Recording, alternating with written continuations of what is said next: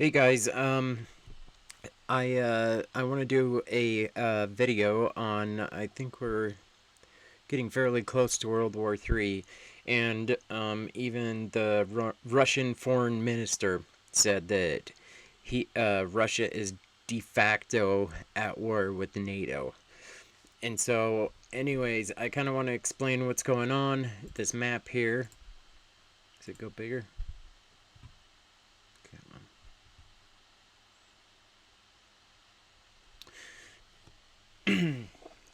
Anyways, so 19 drones went, I think it was on Tuesday or Monday.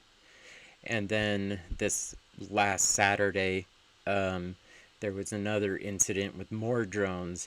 And so this has always been a vulnerability for NATO right here.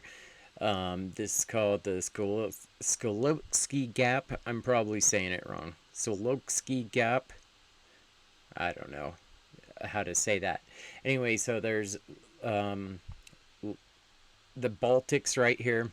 There's Poland. There is Ukraine. And so the Russians are literally holding an exercise to take over this area, this territory right here. And this has always been one of NATO's vulnerabilities because if Russia can cut this off, then it cuts us off from the Baltics. And the Baltics don't have a very big army, and especially compared to Russia.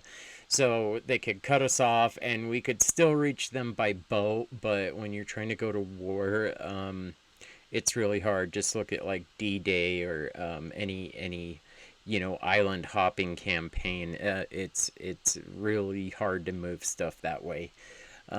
Anyways, so this is Kaliningrad right here. Um, this the reason it's like 200 miles from Russia is back in the day when Lithuania in the 90s claimed its independence. um, I believe it was then. I'm not sure on the time period, but anyways, back in the day, Russia offered to give this area to Lithuania, and they didn't want it because of how many natural Russians were there. They didn't want to take a big Russian population in, which is probably good because Russia would use it as an excuse to go invade them, which they probably will anyways. Um, Russia, I mean, they pretty much Putin wants um, he wants back the Soviet Union pretty much. And so literally what he said in Ukraine, we don't consider them a country, we don't consider them a people, because that is actually a part of Russia and they're just reclaiming it, which is BS. They had their shot to try and get them back, but anyways, so all these other countries, why wouldn't Russia invade those and use the same excuse? Like, what they typically do is they'll start sending people over the border and kind of create an insurrection pretty much behind the lines, and then Russia will come in to save those natural Russians, and then they'll use it as an excuse, pretty much textbook to what happened in Ukraine. Um, which is kind of crazy why this is all a little weird is right before Putin invaded Ukraine, he went to China and signed a deal with them. And like it almost seemed like he was going there to get permission or backup or one of the two. Anyways, and then Russia was holding a exercise, an army exercise, training exercise, and that's right when they invaded. And the U.S. had gone out and told Ukraine that they're setting up, tents and hospitals for blood, and you don't need that for an exercise.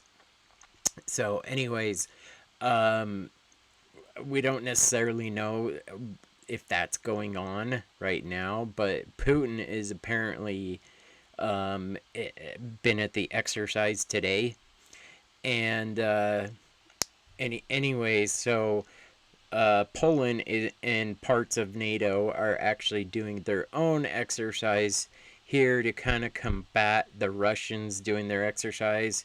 And what you're like, well, NATO would kick Russia's ass. That's true. That's very true. But what they're afraid is they're gonna cut them off, invade them, and then threaten to use nuclear weapons if they try and attack them.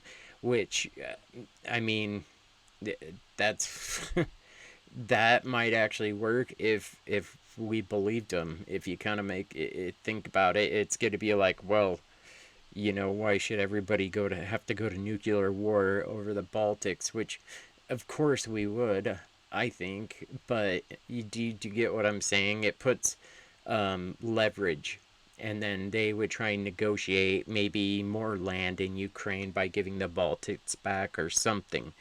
It's because they're losing their war in Ukraine. They're getting their butts kicked, and anyways, their economy's going to crap, and they're kind of like a wounded animal right now. They're dangerous because of how unstable their country is, and also just yeah, Putin.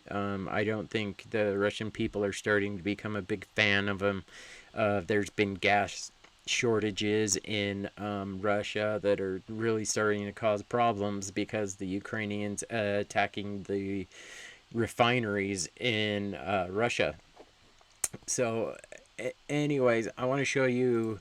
This is the first date, which it's happened a few other times, but usually it was a single drone before it happened like this. It wasn't 19.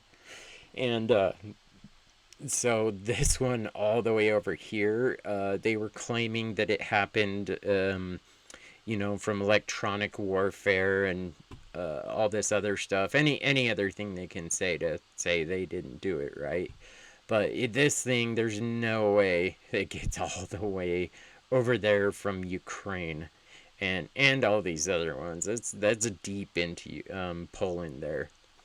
And so my next one, this is what the drones used. They used drones without armament on it, and uh, it's a gray war kind of a thing. Like they're doing things where they're almost causing a war, but not quite. But I think they're doing it for intelligence, and also like if you were going to attack somebody and you started sending these fake drones over 5 or 6 times, well, the seventh time when it actually is attacking you, you're gonna be taken by a pretty big surprise. So these are the Shahed drones here.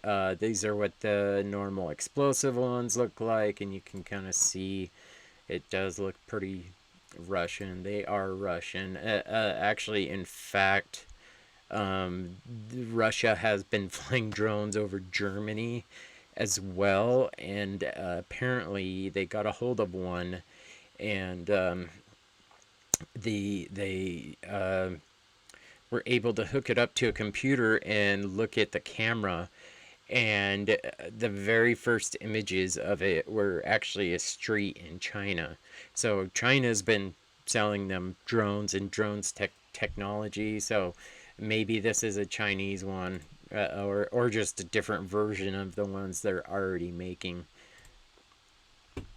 And supposedly this was recorded in Poland. I don't know if this is the jet or the drones. If it's got lights, it's got to be the jet.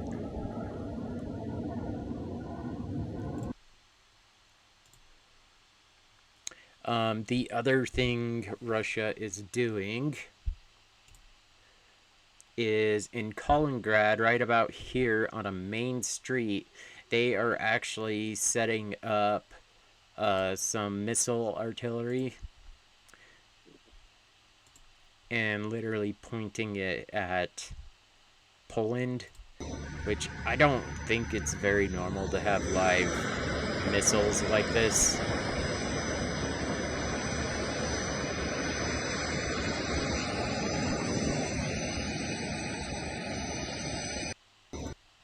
I don't think it's very normal to have live missiles like that pointed at a country, if even if you're doing an exercise.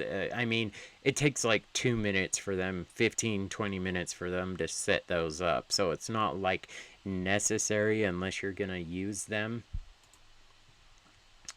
And this is another crashed drone right there.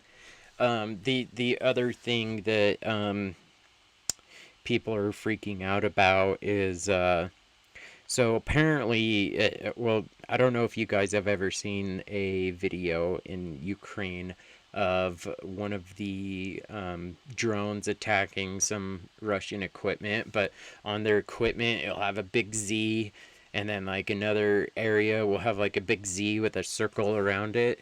That marks the front of where they're at, pretty much. So like one symbol means you come from, you know, a certain area that you're attacking, and then if you move up, then they have a different symbol.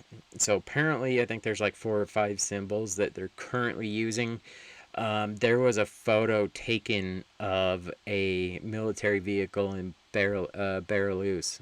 I said it wrong, hold on, I gotta look at it. Belarus, I don't know. And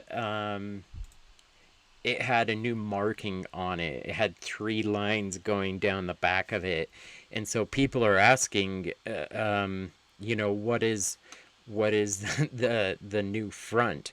Because every time that Russia opens a new front, like 2 weeks before, they'll start seeing new symbols on military equipment, and so if they're way up there by Poland and Lithuania, what's the new front? So a lot of military people are freaking out over that. Anyways, so this is the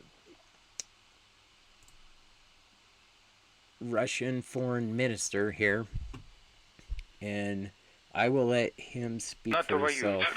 НАТО воюет с Россией, это очевидно, и это не нуждается ни в каких дополнительных... Hold on.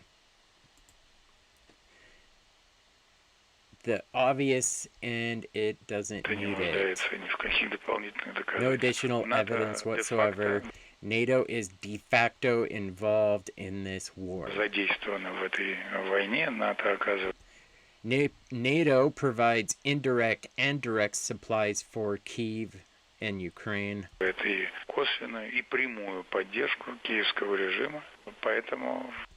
Therefore, we can say without an absolute certainty,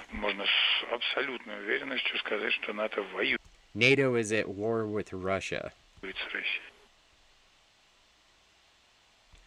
So, I'll tell you this: the Russians have said a lot of stuff. You know, if NATO does this, we'll go to war with them, or if NATO does that, we'll go to war with them, or you know, like the nuclear red lines in the sand. If NATO gives long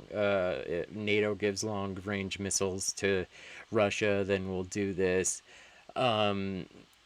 They've never said that they're de facto at war, at least in my recollection, and as far as anybody else can remember. So, it's getting kind of concerning, and just to some of the other Russian officials, what they're saying is starting to be kind of concerning. But I don't know. What do you guys think? You think we're headed towards World War III? Or do you think this is just, you know, nothing ever happens again? Go ahead and let me know in the comments, and like and subscribe, please.